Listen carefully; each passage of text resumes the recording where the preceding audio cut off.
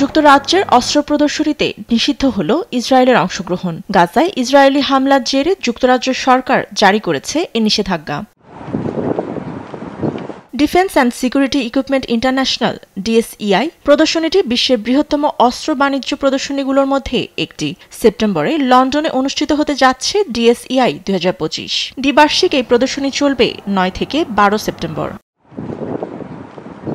শুক্রবার বার্তা সংস্থা এএফপির প্রকাশিত এক বিবৃতি অনুসারে প্রতিরক্ষা মন্ত্রণালয় জানিয়েছে ডিএসইআই ইউকে 2025-এ যোগদানের জন্য ইসরায়েলি সরকারি প্রতিনিধি দলকে আমন্ত্রণ জানানো হবে না। বিবৃতিতে আরও বলা হয়, গাজায় সামরিক অভিযান বাড়ানো ইসরায়েলি সরকারের ভুল সিদ্ধান্ত।